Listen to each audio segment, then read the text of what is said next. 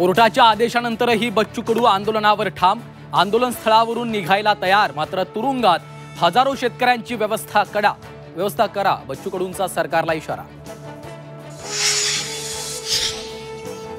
सरकारनं कोर्टाच्या आडून राजकारण करू नये, राजू शेट्टींची सरकारवर टीका। तर न्यायालय म्हणजे ब्रह्मदेव नसल्याचंही वक्तव्य।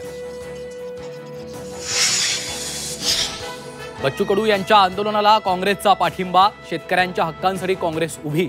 राहुल गांधी मल्लिकार्जुन खरगेंचा संदेश।